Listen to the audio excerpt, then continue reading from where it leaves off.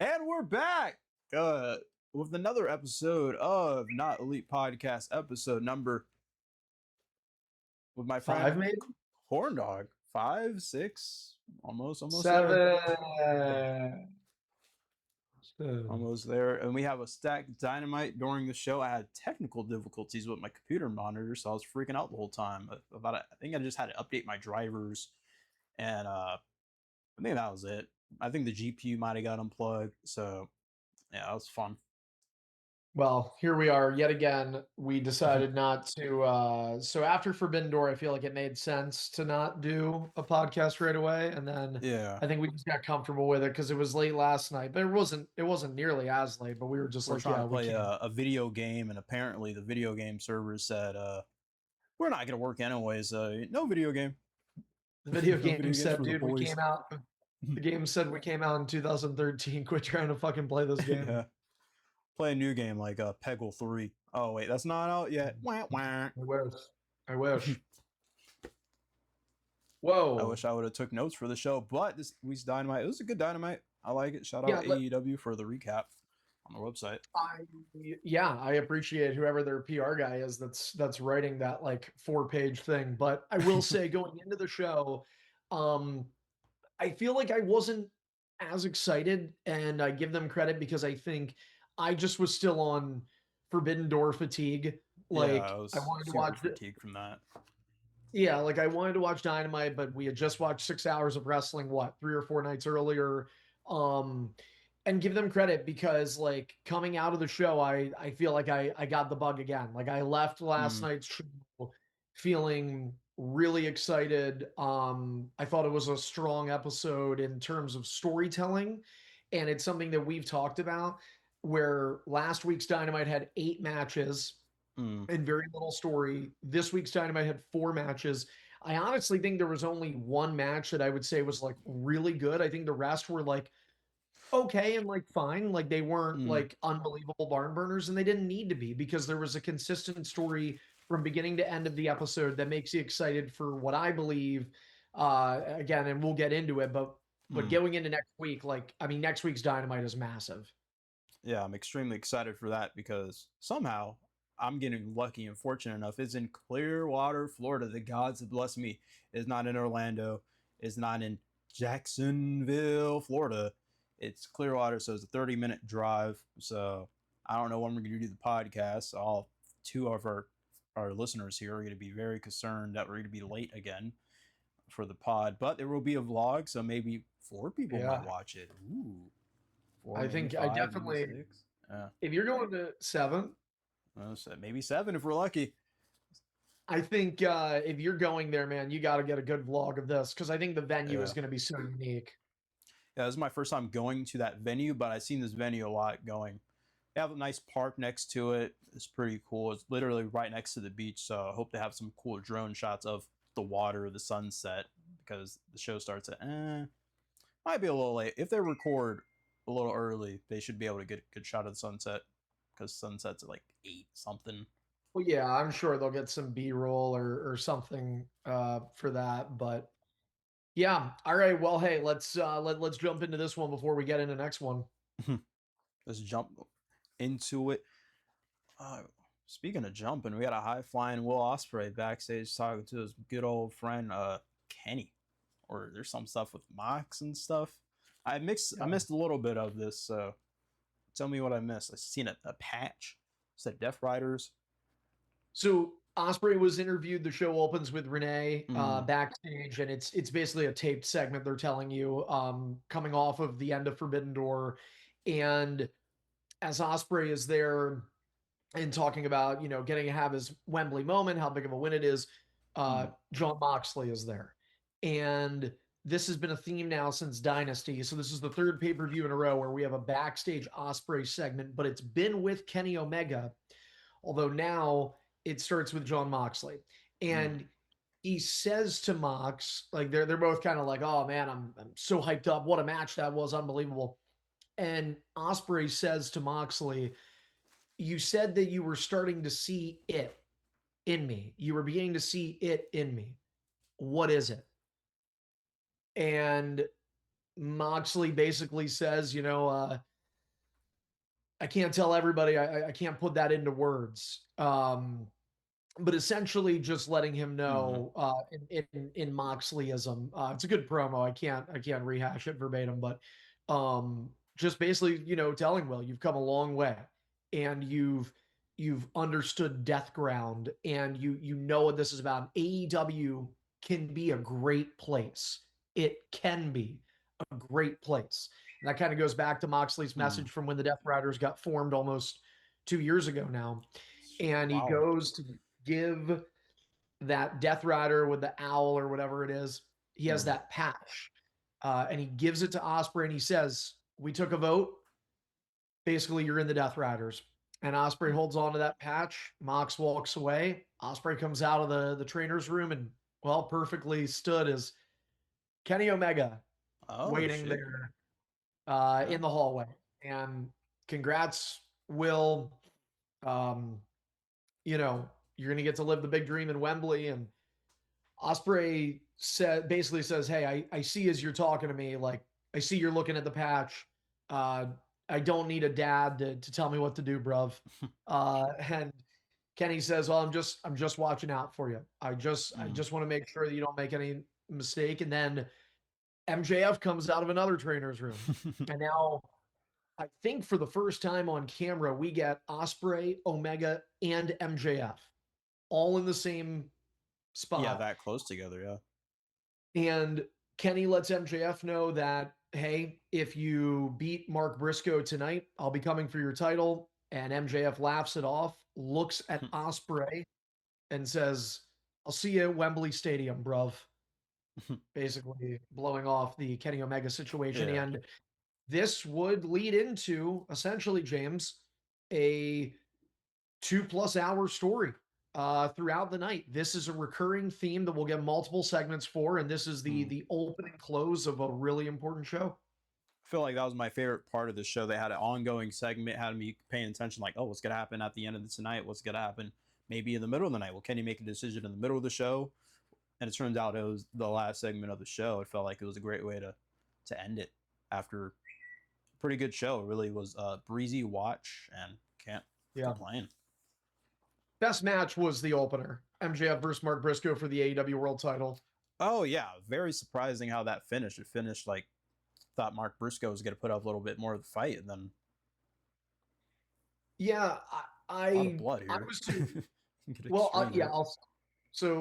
so I think Briscoe got busted open like a minute in, and I think what it Yeah. was is he got hit with a pile driver, but he still had stitches from the cage match Oh, from okay. Forbidden Door. So I think that's what opened him up. Then there was all kinds of stuff. I mean, he set up a table on the outside, was going to put MJF through it. MJF cut him off, put the table Mm. away. And Briscoe came back out to the ring later, said, "Okay, I'm going to take the padding off the floor, exposed the concrete, tried to hit MJF with a move, instead took a back body Mm. drop on the Ugh. concrete." MJF eventually, I think, there was a tombstone or something on the concrete. Uh, then they eventually got the table set up again. Marky Slippy Uh, Slippy and sliding over here, trying to climb yeah, up to the Mark, top rope. he went to climb. He jumped under the steps, so he looked like he disappeared on the other side. Yeah. It was like He just, shock master. yeah, yeah, yeah. He lost his helmet. It was funny. The TV angle was hilarious of him just disappearing. But they got like a great TV shot of this elbow drop, and it felt like he was coming Oh, straight at the camera. dude, that table break was so clean. Perfect. They didn't get Like, a Japanese so table. They got a American Alabama made table, I think. I should Pretty mention unique. he also did that froggy bow elbow, the bang bang froggy Mm-hmm. bow onto the concrete as well. So I'm sure he hit hips first on the concrete, back first on the Ugh. concrete, did that No jump. wonder He why took a he lot of. slipped. Yeah, okay, Then that makes sense. he took and then he hit the J driller on MJF in the ring. And I mean, I don't think anybody thought Briscoe was going to Mm. win. MJF kicks out, but I agree to your point. That was the only thing that surprised me is I thought Briscoe got a lot of offense in this match. I think he got the majority of the Mm. offense in the match. And then MJF hit an Alabama slam. Briscoe lands on his back, grabs him by the leg, flips him up to where Mm. Briscoe's back on the apron, hits the heat seeker. 1, 2, 3. That was it. Like a 20-minute match. Yeah. I was just surprised at not how quick it ended because it was a lengthy match, but just that, yeah, Mm, Briscoe didn't get another kick out. And also it should be worth saying, like, mm. MJF won clean. There was Oh no yeah. low blow, no dynamite diamond ring during the match. But yeah, That's a good he thing beats with Briscoe clean. they really protect MJF's moves because he doesn't do a lot of moves, but the moves he does, they really go, these are devastating moves like the heat sinker or whatever one of his major moves, the diamond dynamite ring or whatever. Even though it's Yeah. a cheap move, but still they protect it. Yeah. Yeah, his submission, his armbar salt to the earth, Mm. you know. So he wins the match clean, but of course it's a heel, so MJF has to start beating up Briscoe after he grabs the Yeah. dynamite diamond ring to go hit him. He did. Security came out. MJF says F that. And then we get him getting ready to do a second one, and that's when Kenny Omega comes out. Kenny Omega, hi, God, Kenneth, dickhead, as Zack Sabre Jr. would say. Yeah. Uh, Dickhead mate. but Kenny comes to save Briscoe. MJF rolls out, goes up the ramp. Kenny grabs the mic, said, "Hey, I told you if you would somehow cheat to win, I'd be here," which MJF did say, "I didn't cheat." Yeah. And he was right, he Okay, didn't good. cheat. They addressed it. But basically, Kenny is like, "Yeah, I'm coming for the title." And he actually wanted to fight MJF right there, right then. I was like, And what tonight? 2 matches. And MJF's like, "No, MJF, no, yeah. dude. Even if I'm a babyface, I'm not saying. Yeah, well, you're fine. What are you, John You Cena? also, the hell, man. I'm not gonna wrestle Even 2 Darby matches." wanted to do that. He was like, no, on Collision, Yeah, at exactly. Give least. me that match on Collision. That's what he should have said. They should have teased that. Yeah. Instead, MJF was like, "No." And I think everybody's thinking, all right, well, this is going to be for the pay-per-view. And MJF goes to Mm. walk to the back, and then he turns around and he says, "Actually, I will give you a title match. And I'll give it to you next week on Beach Break if you agree to my terms and you have until the end of the night to agree. If I beat you again, just like your buddy Hangman, you can never challenge for the AEW World Championship again." Mm. And this is like, all of a sudden now, for whatever reason, this is like MJF's shtick. Yeah. And Made Kenny it has really him to the big end. segments too for later on in the show. I feel like talking about that. Eventually, we see Kenny Omega and the Young Bucks backstage as they talk about this thing because Renee was like, "Oh, let's talking to interview," and somehow we get in the right moment, right time. They're talking about just that thing that Renee wants to talk about. The decision. Well, Yeah. can he do it? I did like how the door was, I believe, closed, and she's like, "Fuck it, I'm going in." Yeah, no knock. I don't think she knocked. She just opened and was like, I don't think she knocked. she's She walked through the conversation to then turn and face the camera, Yeah. which I thought was funny. Yeah, the cameraman but- in there. Anything could have been happening. Oh my gosh. Yeah, so that was good. And they did reference Cody. Oh yeah, they mentioned Cody probably I think 3 times throughout the whole show. 2 or 3. Yeah. They weren't scared to say Cody Rhodes. They're not scared of the Fed. Yeah, well, they didn't say Rhodes, just Cody. I don't know who it is. Cody? Oh. What Cody could it be? I don't know. Cody from Street Fighter? I like that game. I was thinking Cody Bellinger from the New York Yankees. Yeah. Down in the comments, leave your favorite Cody. Zach and Cody. I like Zach. Zach and Cody, yeah. That's who he was talking about. Zach Sabre Jr. and Cody. What else did we so before then though, we do get another segment backstage with MJF and Renee. Ospreay is then in there.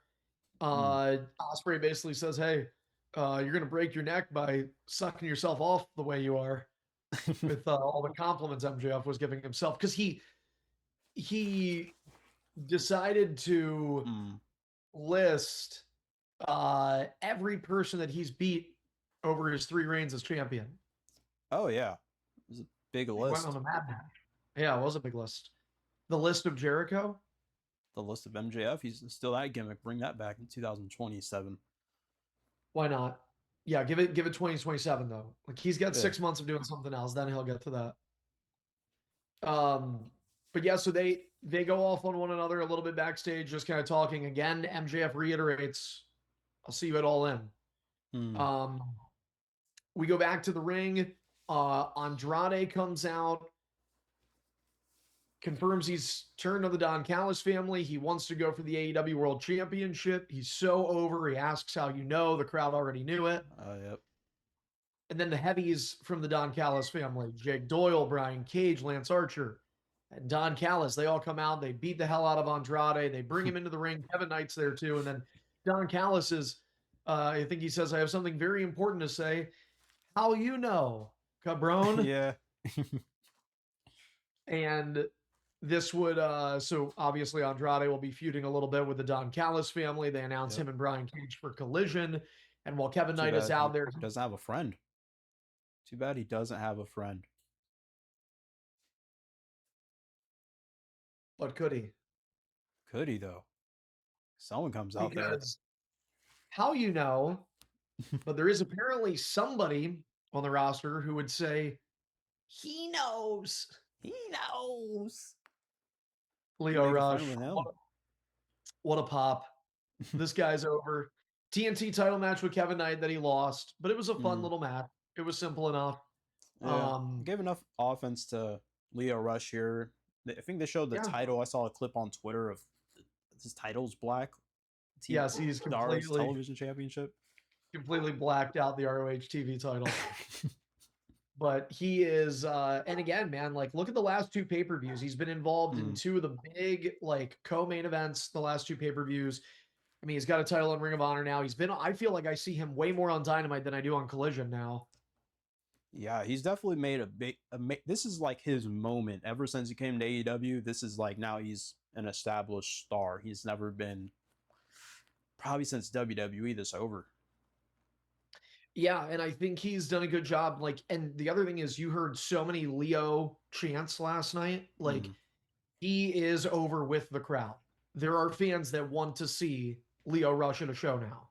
Oh yeah, And, people might want to see him win the ROH championship. They might be able to.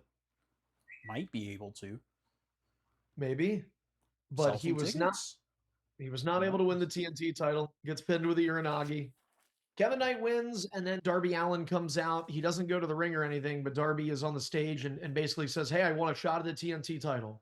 And if you don't give me one, which Kevin Knight was about to, and then Don Callis took the mic and said, no, you're not doing that. Darby, you're a criminal. You should be in jail. Yeah. To be arrested for terrorism because of that bomb on the top of the cage. Like, in a wrestling match, there's got to be some sort of rules. They got to follow the legal justice system. You can't just have a gun. You can't have knife people. I don't know. I didn't read their contract, but bombs, I think, should be not allowed. Did you think, because I did, like Darby, I felt like was almost awkwardly standing on the stage to the point, like in terms of time, to the point where I thought, okay, so they're saying no. Is like another bomb going to go off in the ring right now? That would have been smart. You know, continue this thread, because Darby was like all by himself, because you only have like El Idolo and Darby. Who's Darby's friend? Because Sting isn't there anymore. I mean, yeah, like he's obviously had that alliance with the conglomeration, but like doesn't have a for sure partner. They just had a steel cage match, so Darby is like bulletproof apparently. So yeah, the guy's a lunatic.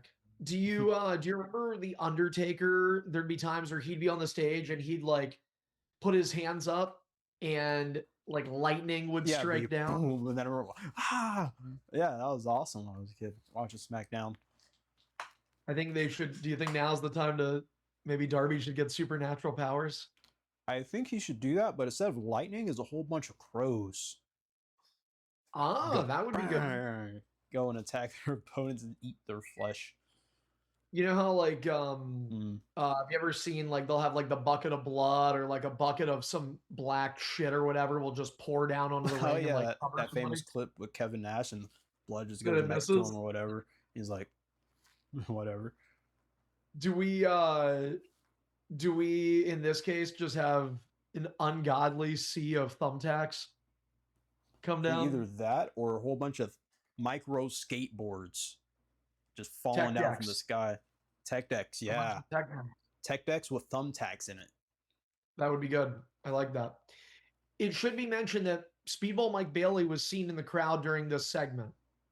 Is he a fan? He got fired or something? Well, he did get good seats. Bought his ticket. Did they do the WWE 2011 cutscene where he's like, "I got my ticket"? Who did do that? Rey Mysterio was in that cutscene back in the day for Universe Mode. I don't know. Is that famous thing on TV? Oh, R-Truth, I feel like did that. I was gonna say like they definitely that in WWE. That was a thing. But whatever. So obviously they're setting up Kevin Knight and Darby, but I do think Speedball will factor in. I said this before, AEW Redemption is coming to Montreal. That is where Speedball, like he's not just from Canada, he's from Montreal, Quebec, Canada. So maybe we are getting another Speedball Kevin Knight match. I think that'll be it, because then you can do 50-50 because Darby beat Kevin Knight. Now Kevin Knight can beat Darby to retain his TNT championship. Maybe have the Don Callis family help out a little bit because they're family. Yeah. Family. The words of Van Diesel. Family over everything. Family over. Yeah. What's next? Is it the Death Riders match, or am I missing something? Well, Mercedes did like a 45-second promo. Yeah, there's a little promo with Mercedes. So she's all in. Yeah. Wow. That was Thank it. you. You know, that was it. A good reminder. She won the Owen. I have a Jericho brawl. Right. Yeah, Jericho and Ciampa. They brawled around outside. Don't you remember Ciampa got a drill, a power drill? Oh, this was now I remember. There's like an interview going on. Yeah.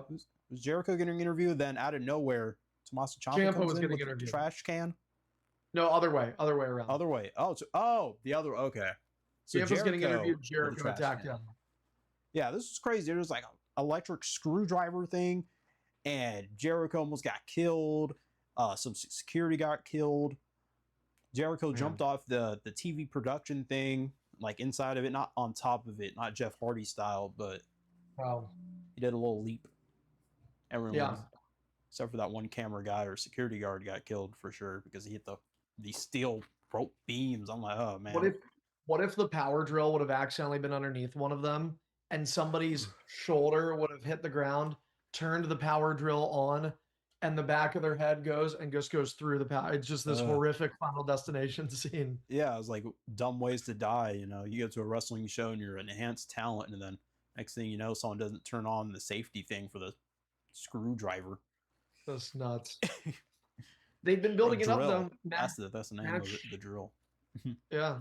Next week we'll get that match, which has been being built since post Double or Nothing. They've had over a month now, so hopefully it's a good match. Speaking, we got Christian Cage and Adam Copeland speak after Forbidden Door. What did you think of this? I was not paying attention. I was trying to get my monitors working, and oh, that's right, you were having all kinds of problems. Well, they won, and Christian was like, "Hey, I want to know what's going on with Jay White." And Adam Copeland won their match, yeah, Adam Copeland said he owed me one, I owed him one. Basically, they have a favor for one another. And Christian said, well, before he was gone, I did not like Jay White, and I still don't like him. And he walked off. So I don't know if anything's going to come of that. But Cope is going to team up with Jay White and the Bang Bang Gang. Just Cope, not Cage, but Cope on Collision. They're going to do an 8-man against Shane Taylor Promotions. Jay White and tonight? It would have been taped, yeah. So tonight it's going to be on. For Collision tonight. Okay. Yeah. So watch that. We had Jay White's promo with the Bang Bang Gang. I really enjoyed it. I think he's really good at crowd control. I think Jay White's a good promo, and surprisingly pretty good. This is my first time hearing him do a promo. I was like, oh, he sounded confident. He didn't stutter over his lines, which is always good. Yeah, especially what he was saying. And you got to also factor in, like, he he hadn't been here in what 14 or 15 months. So like that first promo back can sometimes be hard. You Yeah, know, even like he did good. established talents like John Cena, The Rock. Sometimes you got to write down your words on your wrist or whatever. These people I doing it for love how long? I love how he does. Who let the dogs out in the Oh crowd? yeah, that was Who, great. who? I That was was so literally good. letting my dogs out doing whatever I was doing, letting the dogs out and hearing the promo. I'm like, what the hell? And That was so good. the crowd That was was so into good. it too. Like Yeah. he's got the crowd. The crowd likes him. So his clear direction is David Finlay. He did take a shot at Will Ospreay, called him Mm, one of the fakest guys in the industry. He started the promo by saying, "When I was last here, you guys wanted the Death Riders to go away, and now you seem fine with them."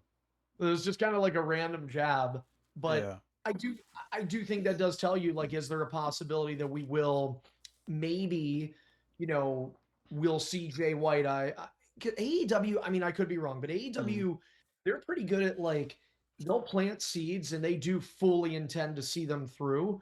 And mm, I think with Jay White, that could be a situation where he's going to go after David Finlay for a few months here. I think that mm. should be the all-in program, but maybe before the end of the year, we do have Jay White in some sort of feud or Bang Bang Gang and the Death Yeah. Riders. I mean, right there, you could do something there.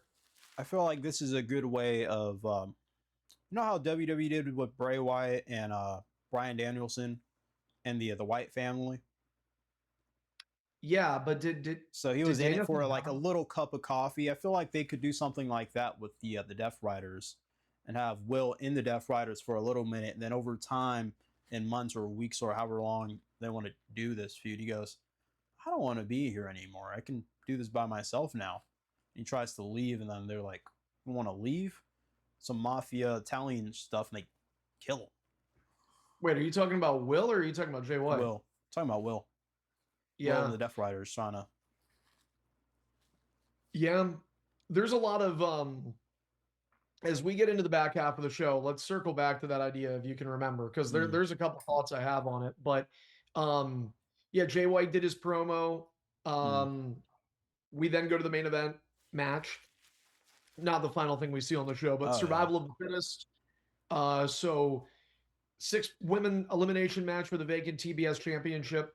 Harley Cameron was somebody I was like, she might Yeah, I win. thought she was gonna win, but She first. got eliminated like two minutes in. Like she got eliminated by Persephone. Mm. Um, Because the match would have been sponsored by Supergirl or whatever. I think she would have had a good chance of winning this whole thing. maybe you're right, but Last she week she gets was. eliminated. Um, Micah got eliminated second. I can't remember by who. I want to say Sheeta. Mm. Um, She had to get on then here. Queen Aminata got pinned by, I believe, Persephone. Yep. That brought us down to 3. Persephone got rolled up by Chris Statlander, who reversed Persephone's finisher. And then it's down to Statlander and Sheeta. Should have saw that Mm. coming. And in the survival of the fittest, there are no rope breaks. There is no disqualification. Oh. So Sheeta had this ankle lock applied on Chris Statlander, and Statlander's going to the rope. Well, it's no rope break. So she keeps crawling as if she's just going to try and get out of the ring to break the hold. Mm. She had just eliminated Persephone like 2 minutes earlier. And Persephone drives by with the TBS title and rocks Statlander in the head, knocks out Chris Statlander Mm. as she was trying to crawl out, allowing Sheeta to drag Stat back in, apply her finishing submission hold, Mm. and she's in it for all of a second. And Aubrey Yeah. Edwards says Statlander's knocked out. She's unconscious. So Oh, ring the okay. bell. And Hikaru Shida, a former women's champion, is now a TBS champion for the first time. And this is really the only, I mean, I guess, MJF and Briscoe, that was for the title. Leo and Kevin Mm. Knight was for the title. But like, this was a match that, I think it was a good move. I think it was the right move. Good for Shida. She hasn't been a champion in years in Yeah. AEW. And I don't think she's been relevant in probably 2 or 3 years. So good for her. And I like the idea of having a heel with that title. And maybe that story wraps up with a triumphant face, maybe a Willow. I don't know. Oh yeah, At that would be great if she's London. able to come back at all in Yeah. a What do you great think? way, because I thought it was great. because you feel like you have Chris Statlander, she's protected. You have a great feud going into it because she got screwed here at the end. So maybe you can have those two wrestle at some point. Yeah. On a Dynamite. Well, that's true too, right? Like you can build that up. Or Redemption too.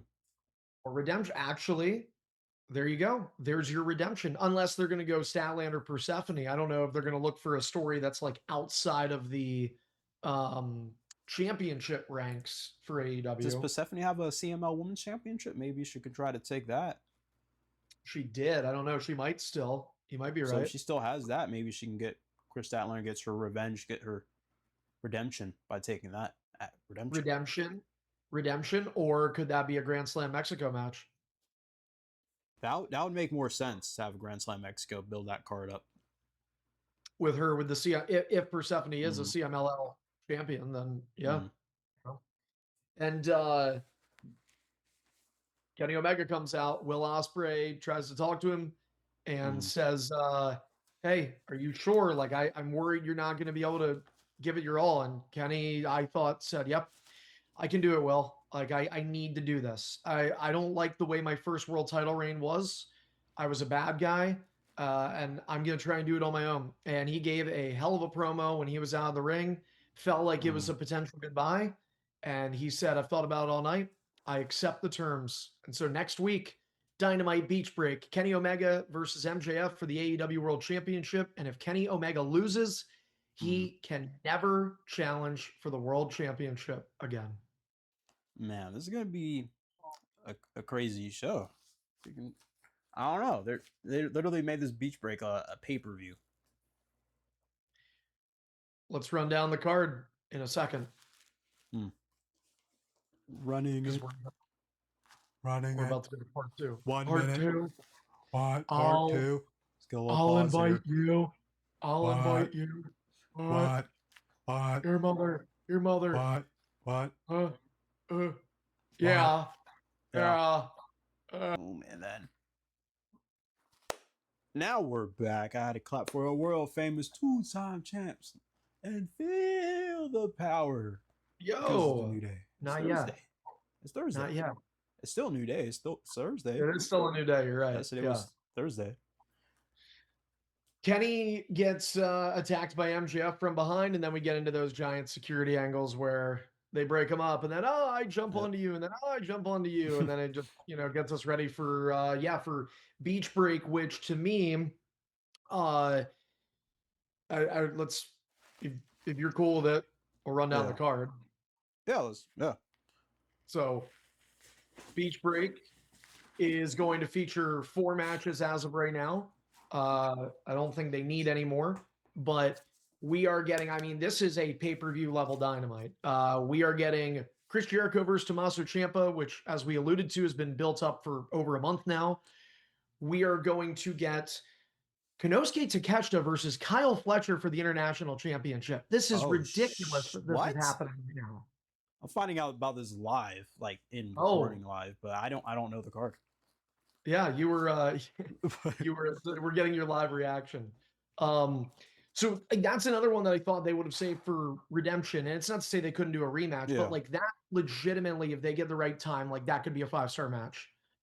I'm glad they're doing a great card like this, because this is going to be, if everything works out, my friend's going to be able to go, and this is going to be your first AEW show where the best wrestle, and she's used to WWE, and this is going to be absolutely insane. She's like, well, this is like a pay-per-view. This is just a random Wednesday. It's casual Wednesday, AEW. I'm hoping for her. We are going to get a women's casino gauntlet match. So on fun Dynamite? stipulation on Dynamite. We're not in Vegas. The winner, well, we not in Texas either. We saw them in Texas. Oh, true. Oh. So that match will be fun in person, and the winning woman will get an AEW Women's World Championship match at Redemption, presumably against Tekla. That's wild. Fun stat. This is going to be back-to-back years of seeing a casino gauntlet. There you go. Yeah. And we will, well, technically, because didn't we, when we went to Full Gear, because you and I were there, and Mm. Ricochet won the inaugural AEW national title. I think that was a Casino Gauntlet match. Oh, three. I think, yeah, your third Three in a one. row, Texas, and then nice. Third one in just under one full calendar year, because I think All In last year was like Yeah. July 12th.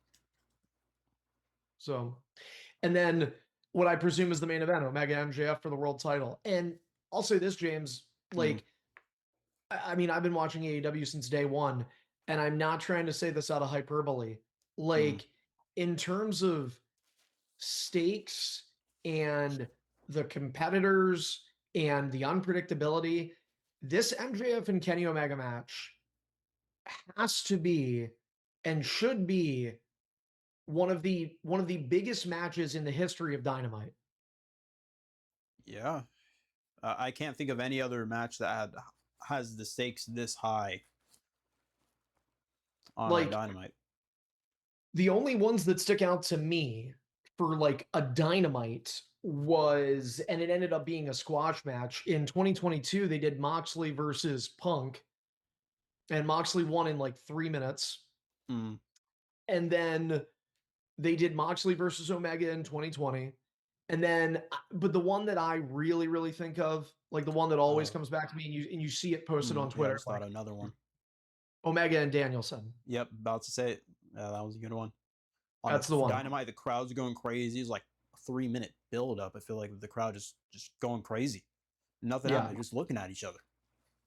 So, I mean, truly, I like, and here's the thing: we've seen it. Cody and Hangman both lost. They could never challenge for the title again. I will say, if you pay attention over the last couple of weeks, I think there have been subtle Hangman Adam Page references.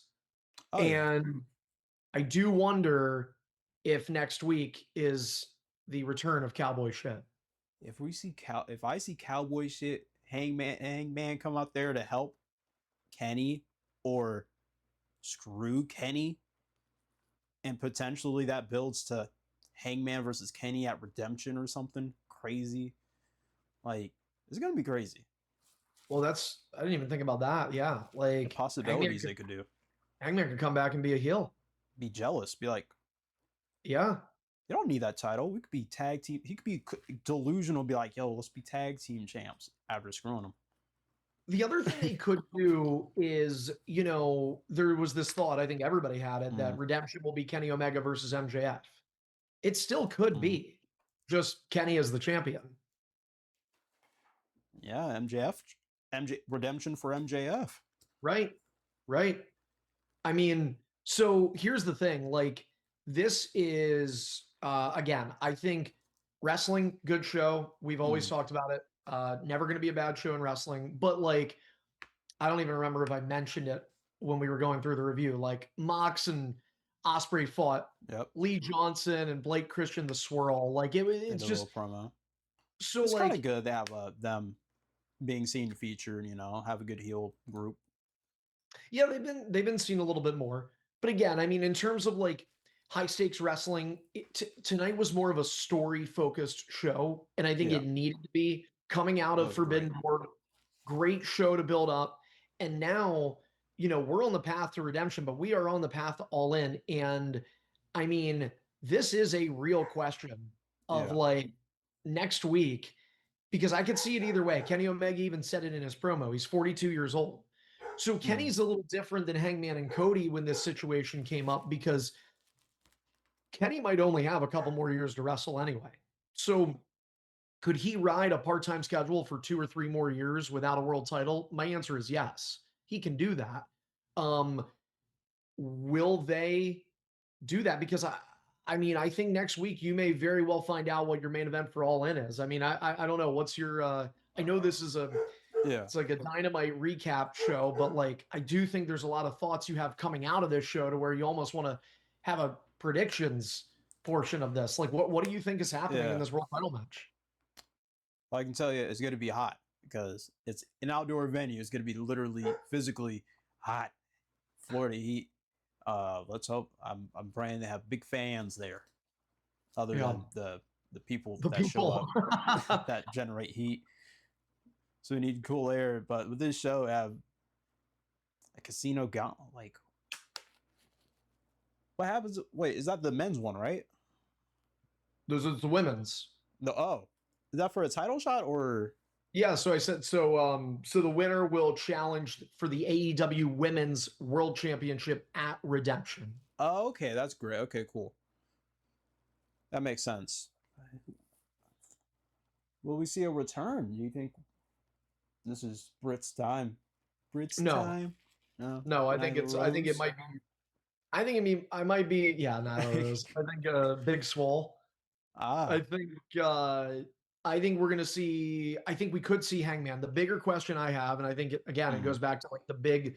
Like there are going to be excellent matches on this show, but I mean, I really do think the big question is like we went into this week. Let's see. MJF versus Mark Hangman, Briscoe. Willow Nightingale maybe would be cool. That could happen. But I mean, we went into this week with MJF versus Mark Briscoe, and I knew, and I think everybody was like Mark Briscoe's not winning the world title here.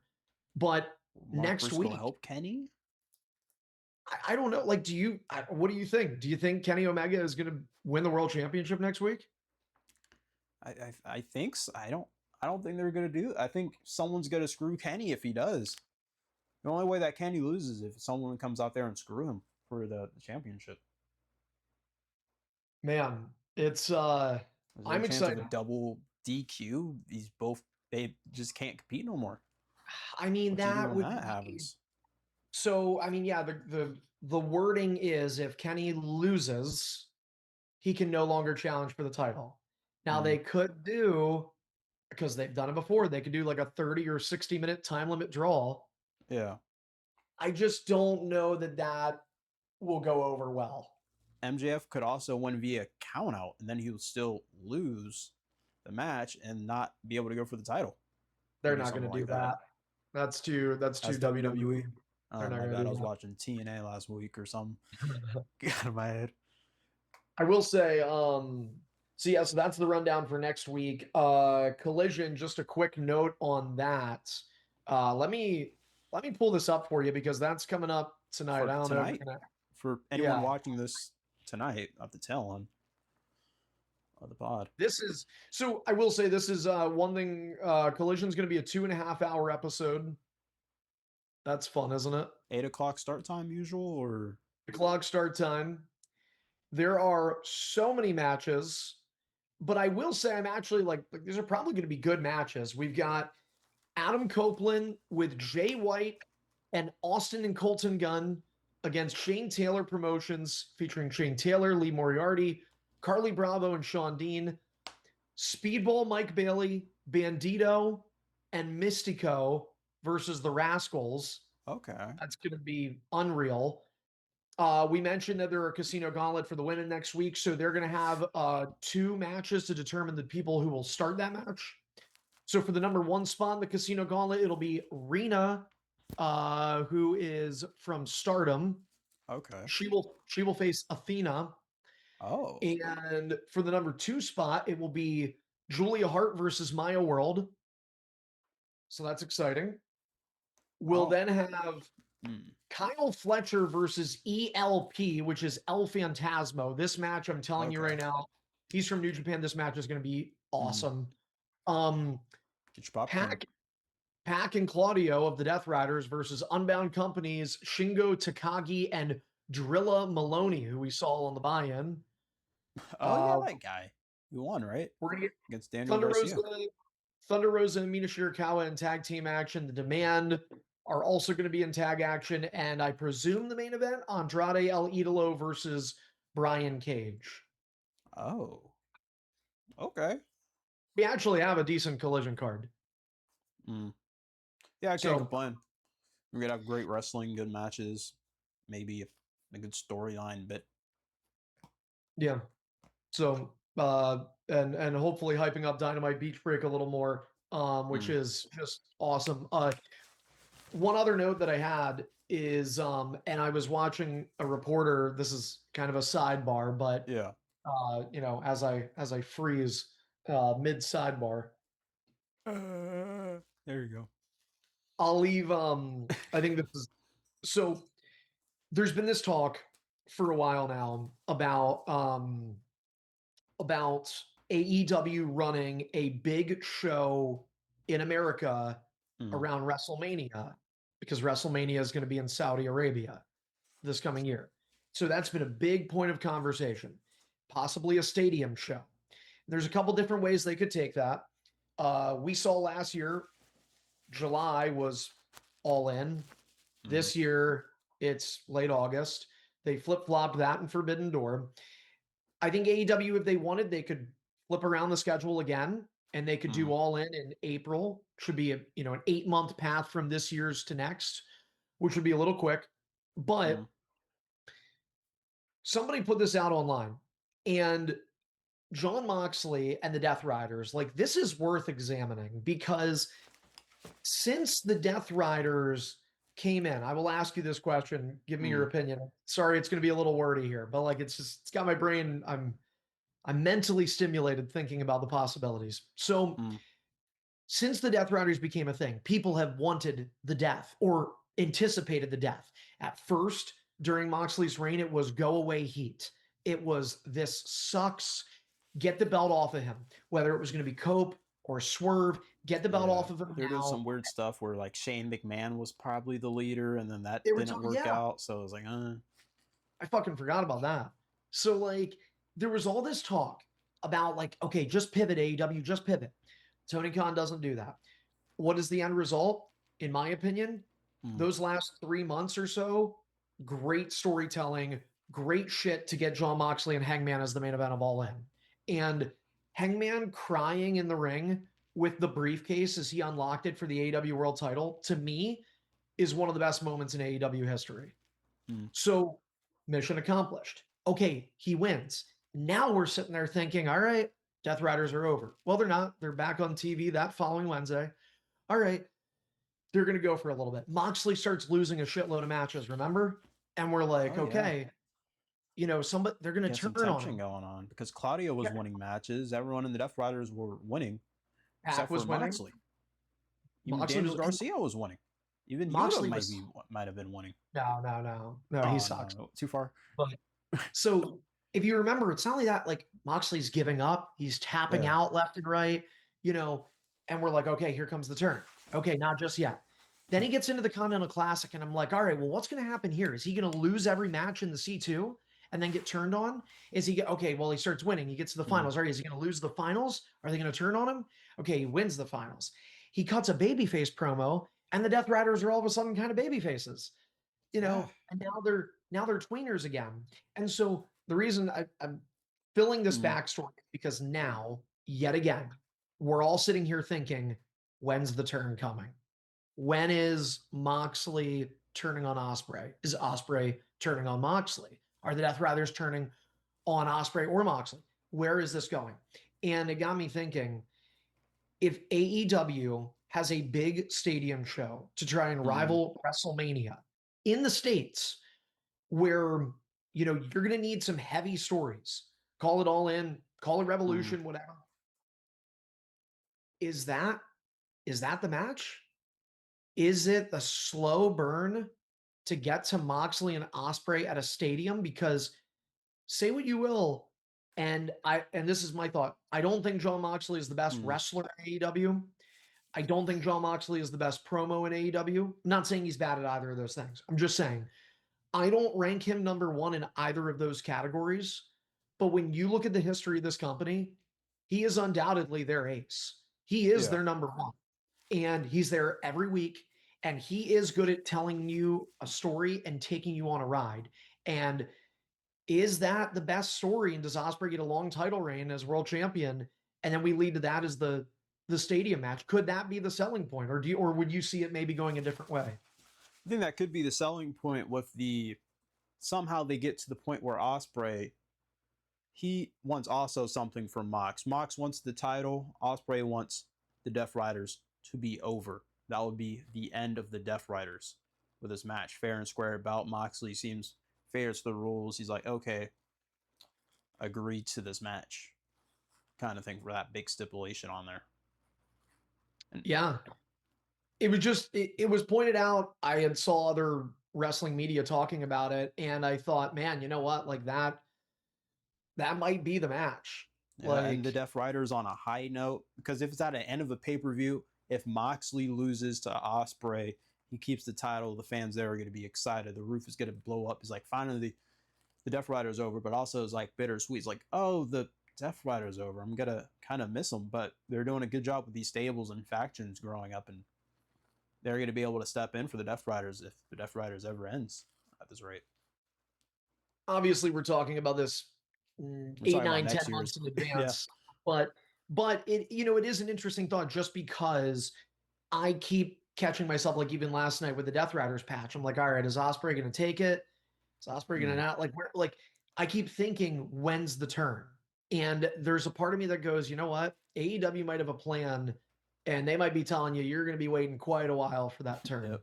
Get your milk, get your cookies, get everything you need, because it's going to be a long ride on this boat. Well, I guess we're going to have plenty of long rides ahead of us with this. Yeah, let's sail the ship off to Clearwater, Florida for beach break. Beach break tonight. It's going to be 7 hours of wrestling. Who's ready? I just want to say I made ROH a collision. I made a decision, and I think you're going to like it. After the show tonight, we are running the first ever 6-hour Ring of Honor special. We're going to do a Ring of Honor boat cruise with the Dolphins. If you want to watch Ring of Honor, we got a boat in the back. First 100 people get it for free. Do you know, have you heard of this Jericho cruise? I heard of it. I think now it's an AEW Jericho cruise again because he did a thing with NXT and that ship sank. You know what? You could get me to at least, not saying you'd keep me for the whole show, but I would tune into a Ring of Honor episode or pay-per-view now that I have my AEW, of course. You moved to London. I would tune in. I did, yeah, the Netherlands actually. Yeah, the Netherlands. I would tune in if they were going to do the show on the Jericho cruise because I just feel like the setup would be like kind of. I don't think AEW's done like an official show on the cruise before. They did. They did? They did in 2019, I'm pretty sure. Oh. Yeah, they did it on the. I missed that somehow. Oh, this is way back when, but you can find it on my AEW. Nice. All right, well, whatever. Let's put a bow on this. This was fun. Good episode of Dynamite. You can find on my AEW, not this podcast. True. Not yet. Not yet. Well, till next time, hope you guys like, comment, and subscribe to the playlist. I might be also uploading this on the Not Elite podcast channel too, double uploads. So who knows what you're watching this on. Hey. Peace.